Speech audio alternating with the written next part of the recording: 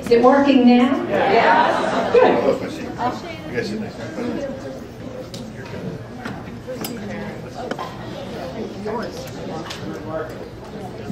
I'd like to start by asking everyone to turn off their cell phones, please.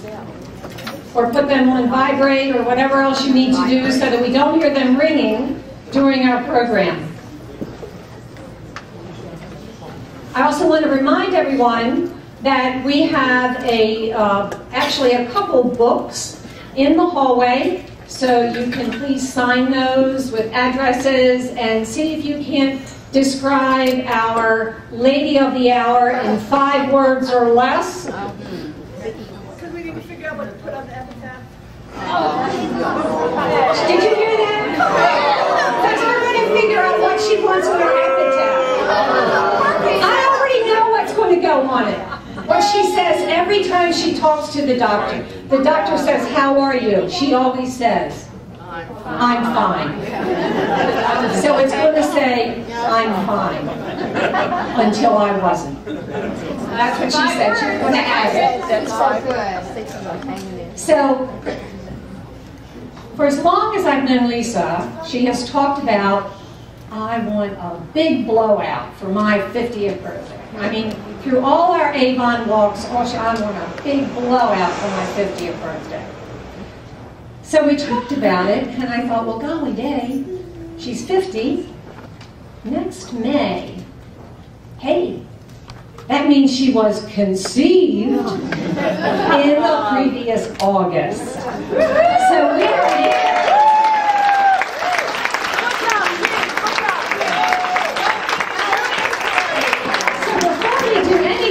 We need to acknowledge the 2 people who are responsible, Jim and Judy Rosenthal.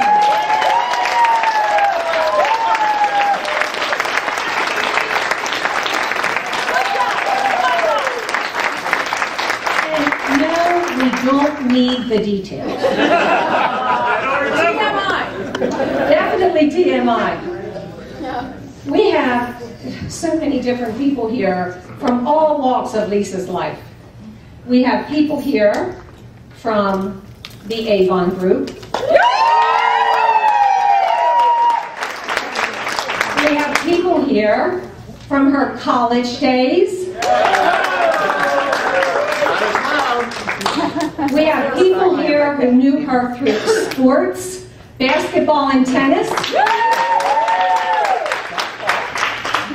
We have people here from the courts.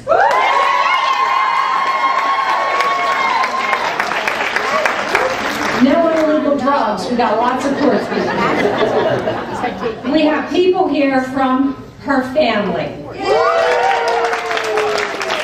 And she also may have a few friends here.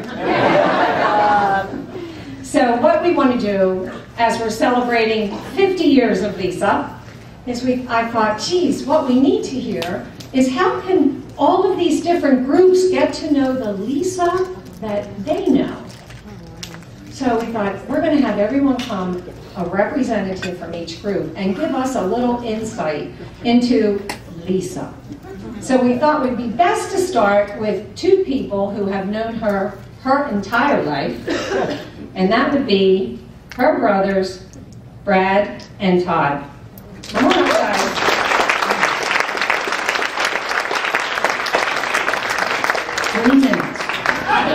You said 6 for 2 people.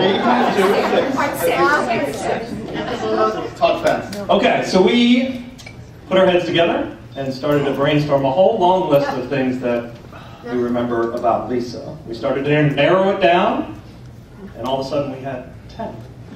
So we have our top 10 list of things that are cool, and maybe some not so cool, that we learned from Lisa. Right? Number 10, how to keep your sanity. Am I good, Karen? Yeah. Sound awesome. Yeah. 3 kids and a need to be frugal meant frequent long rides in our green, wood-paneled station wagon to exotic, distant places like New York and Florida. But Lisa helped keep our sanity through the incessant Kenny Rogers, John Denver, and Neil Diamond coming from from the parent-controlled cassette deck. And I can't sing, so we need people to sing along to not Sweet Caroline, but Sweet Lisa. Hands. Touching hands. Reaching out. Touching you. All right, Todd. Sweet Lisa. Sweet Lisa. Okay, that's about it.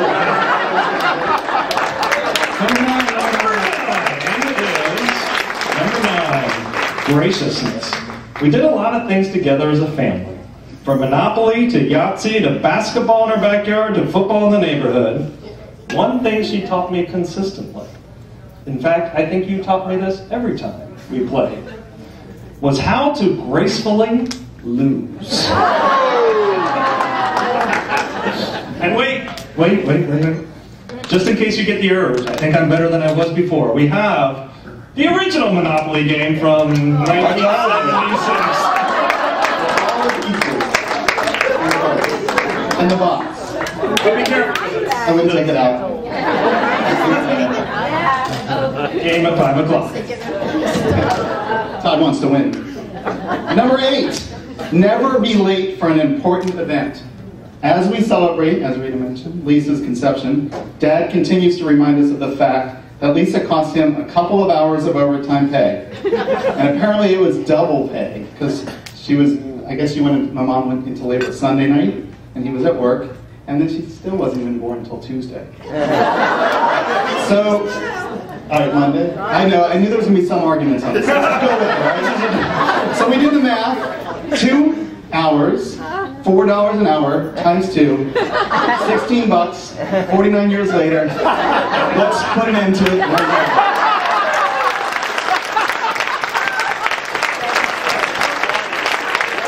Number 7, maintaining confidentiality.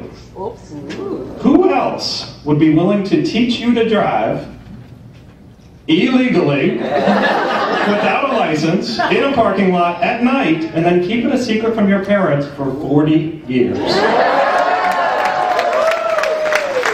for that loud group of judges and legal scholars out there, I do believe we're past the statute of limitations. All right, number 6. We learned from Lisa how to enable others to shine. She doesn't always have to stand out and is willing to put others in the limelight. For instance, with our names closely resembling a BLT sandwich, Todd is a tomato, Lisa is simply lettuce, and I get to be bacon. Now load. With both of us having a sister, that makes 3 kids total, and therefore more people to share all the joys of life. Things like working in the garden, shoveling the snow, and carrying around that camera bag. And I distinctly remember, we really didn't fight much as kids, and there was probably only one thing we ever fought about, and it was who had to carry that camera bag. So Lisa, you get the original 1981 Canon A1 camera bag.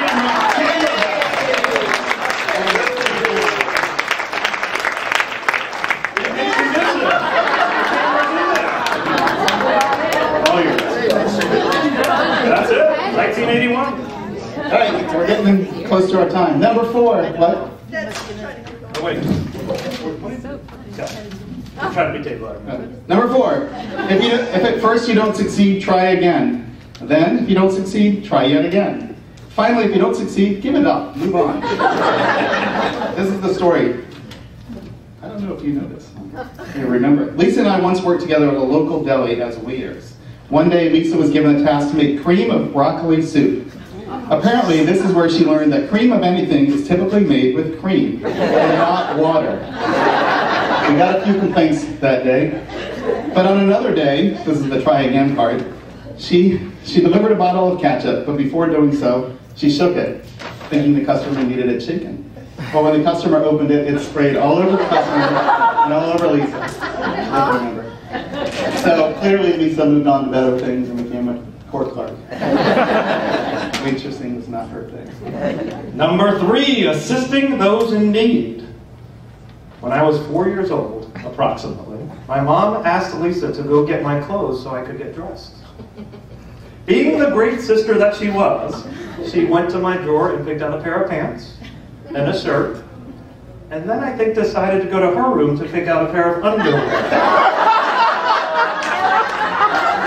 And Mom, being the very conscientious mother that she was, she got me dressed in those clothes and sent me off to school.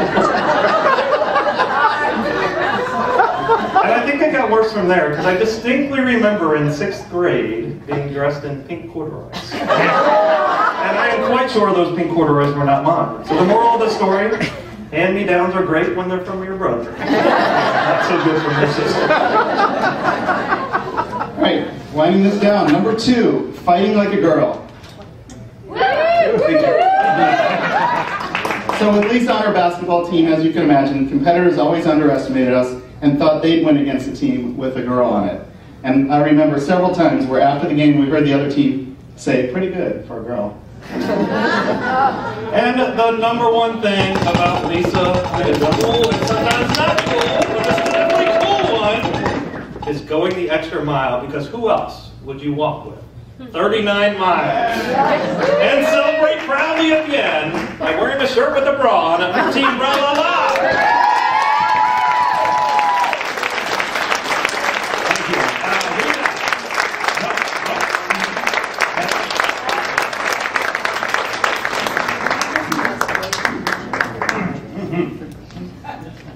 Pretty good for brothers, eh?